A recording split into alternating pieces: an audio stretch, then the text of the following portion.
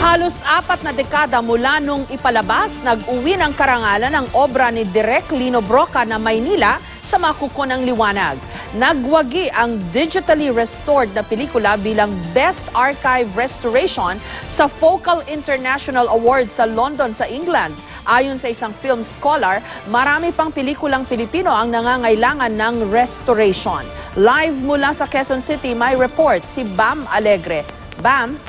Jessica, ang mga pelikula raw ay ala-ala ng kultura. Isang magandang halimbawa ay Maynila sa mga kuko ng liwanag. Itong 70s, yung panahon na malago pa yung buhok ni Bembol Roco. Gaano nga ba kahalaga na alagaan natin ang mga pelikula? Narito ang ulat. To make a good movie. Sa direksyon ng yumaong National Artist for Film na si Lino Broca, ang pelikulang Maynila sa mga kuko ng liwanag noong 1975 nagningning bilang isa sa mga muka ng pelikulang Pilipino. Pinagbidahan ito ni Hilda Coronel, Tommy Abuel at ng isang bagitong aktor noon, si Bembol Roco. Ang paglalarawan ni Broca noon sa Maynila, matutunghayan pa rin ngayon, maging ng mga susunod na henerasyon matapos itong sumailalim sa film restoration. Mahalaga yung restoration na ginawa kasi alam mo naman sa Pilipinas, marami sa mga mahahalagang produkto ng sining natin ay hindi nare-restore.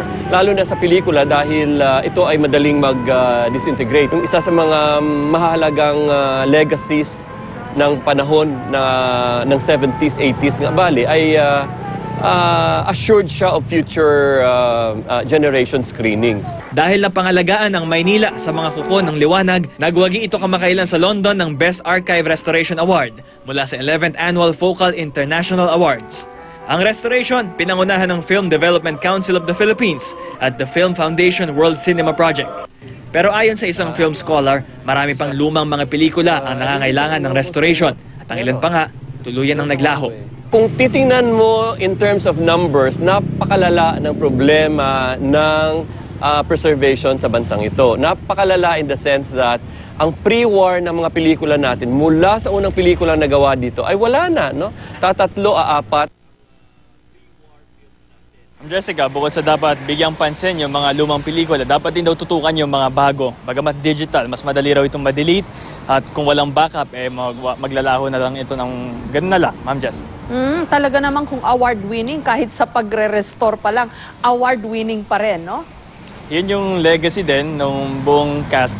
Nandiyan yung direction ni Lino Broca, yung pag-arte ng mga artista. And bukod doon, ito yung pagpapakitang halaga na bagamat lumay, oldie but goodie pa rin, ma'am.